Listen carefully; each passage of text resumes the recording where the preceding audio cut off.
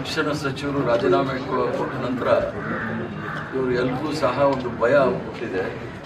ಯಾವುದಾದ್ರೂ ವಿಚಾರದಲ್ಲಿ ನೀವು ಹೋರಾಟ ಮಾಡಬೇಕು ಅನ್ನೋದು ಬಂದಾಗ ಧೈರ್ಯ ಇರಬೇಕು. FIR ಆದಾಗ ಅದನ್ನು ಸ್ವೀಕಾರ ಮಾಡಿ ಕೋರ್ಟಲ್ಲೂ ಸಹ ಆ ಕೋರ್ಟಲ್ಲಿ ವಾದ ವಿವಾದಗಳು ಮಾಡಲಿಕ್ಕೆ ತಯಾರಾಗಬೇಕು. ಅರ್ಧಂಬರ್ಧ ಮಾಡೋಕ್ಕೆ ಹೋದಾಗ ಇದೇ ಆಗೋದು. ಅವ್ರಿಗೆ ಅವರ ಸಿದ್ಧಾಂತದ ಮೇಲೆ ನಂಬಿಕೆ ಇದ್ದರೆ FIR ಆದ್ರೂ ತೊಂದರೆ ಇಲ್ಲ, ನಾವು ಹೋರಾಟ ಮಾಡ್ತೀವಿ ಅಂತ ಹೇಳಬೇಕು. ಇನ್ನು ರಾಮ ಮಂದಿರದ ವಿಚಾರದಲ್ಲೂ ಸಹ ಯಾರೂ ಸಹ ಅಯೋಧ್ಯೆಯಲ್ಲಿ ಇವರು ಯಾರೂ ಸಹ ಭಾರತೀಯ ಜನತಾ ಪಾರ್ಟಿ ಜನಸಂಘದವರು RSS ಅವರು ಪ್ರಾಣ ಕಳ್ಕೊಂಡಿರಲಿಲ್ಲ. ಈಗಲೂ ಸಹ ಇವತ್ತು ಸಹ ಕ್ರಿಮಿನಲ್ ಕೇಸ್ ಪೆಂಡಿಂಗ್ ಇದೆ ಲಾಲ್ ಕೃಷ್ಣ ಅದ್ವಾನಿ ಅವ್ರ ಮೇಲೆ, ಮುರಳಿ ಮನೋಹರ್ ಜೋಶಿ ಮೇಲೆ, ಉಮಾಭಾರತಿ ಅವ್ರ ಮೇಲೆ. ಆ ಥರ ಇವ್ರಿಗೇನಾದರೂ ಧೈರ್ಯ ಇದ್ದರೆ ಪೊಲೀಸ್ ಅವರು ಏನು FIR ಮಾಡಿದ್ದಾರೆ ಅದನ್ನು ಧೈರ್ಯವಾಗಿ ನ್ಯಾಯಾಲಯದಲ್ಲಿ ಎದುರಿಸಬೇಕೇ ವಿನಃ ಈ ಥರ ಜನಗಳು ಸೇರಿಸ್ಕೊಂಡು ಕೂಗಾಡೋಕ್ಕೆ ಇದೇನು ಆಫ್ರಿಕನ್ ಕಂಟ್ರಿ ಅಲ್ಲ ಅಥವಾ ನಾರ್ತ್ ಕೊರಿಯಾ ಅಲ್ಲ. ಅದೇ ಅವ್ರಿಗೆ ಮುಸ್ಲಿಮು, ಪಾಕಿಸ್ತಾನ, ಮಚಲಿ, ಮಟನ್ನು, ಮಂಗಲಸೂತ್ರ ಅಂದ್ರೆ ಅದು ಬಿಟ್ಟರೆ ಬೇರೆ ಏನು ರಾಜ್ಯದ ಬಗ್ಗೆ, ದೇಶದ ಬಗ್ಗೆ ಗೊತ್ತೇ ಇಲ್ಲ.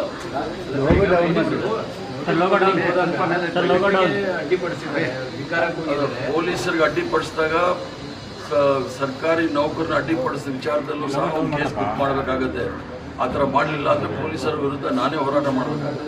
ಯಾಕಂದರೆ ಯಾರಾದರೂ ಒಬ್ಬ ಪೊಲೀಸ್ ಅವ್ರು ತಡೆದ್ರೂ ಸಹ ಅವ್ರಿಗೆ FIR ದಾಖಲಾಗುತ್ತೆ. ಅವರ ಕಾರ್ಯನಿರ್ವಹಣೆ ಅಡ್ಡ ಹಾಕಿದ್ರೆ ಅದರ ವಿರುದ್ಧ ಅದರಲ್ಲಿ ಕಾನೂನು ಕ್ರಮ ತೆಗೆದುಕೊಳ್ಬೋದು. ಆ ಕ್ರಮ ತೆಗೆದುಕೊಳ್ಬೇಕಾಗುತ್ತೆ.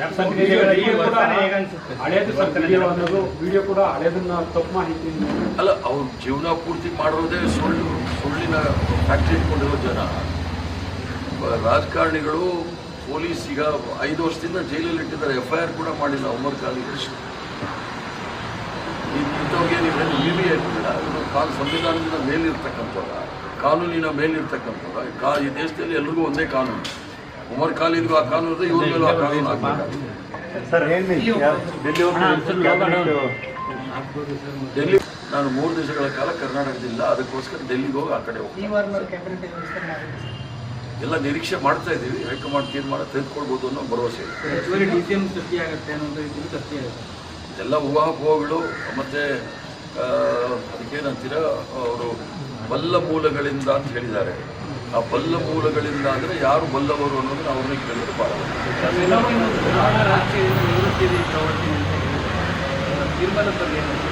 ಅವರು ಕಾರಣ ಕೊಟ್ಟಿರ್ತಕ್ಕಂಥದ್ದು ಭಾಳ ಅರ್ಥಗರ್ಭಿತವಾದ ಕಾರಣ.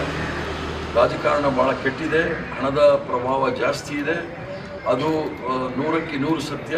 ತೋಳು ಬಲ, ಹಣದ ಬಲ ಇದೆ, ತೊಂದರೆ ಇಲ್ಲ. ಕಪ್ಪು ಹಣದ ಬಲ ಇವೆಲ್ಲವೂ ಸಹ ಇರೋದ್ರಿಂದ ಅವರು ಬೇಸತ್ತು ರಾಜೀನಾಮೆ ಕೊಟ್ಟಿದ್ದಾರೆ. ಅವ್ರ ಕಾರಣ ಭಾಳ ಮುಖ್ಯ. ಮತ್ತು ರಾಜಕೀಯ ನಿವೃತ್ತಿ, ಇದು ಸಕ್ರಿಯ ರಾಜಕಾರಣ ಅಂದರೆ ವಿಧಾನಮಂಡಲ ರಾಜಕೀಯದಲ್ಲಿಂದ ನಿವೃತ್ತಿ ಹೊಂದಿರ್ತಕ್ಕಂಥದ್ದು, ಚುನಾವಣಾ ರಾಜಕೀಯದಿಂದ ನಿವೃತ್ತಿ ಹೊಂದಿರ್ತಕ್ಕಂಥ ಹೇಳಿರೋದು. ಅದನ್ನು ನಾನು ಪತ್ರಿಕೆಯಲ್ಲಿ ನೋಡಿರೋದು. ಅವರಲ್ಲಿ ಮಾತಾಡೋರ್ಗೂ ನಾನು ಹೇಳೋಂಗಿಲ್ಲ.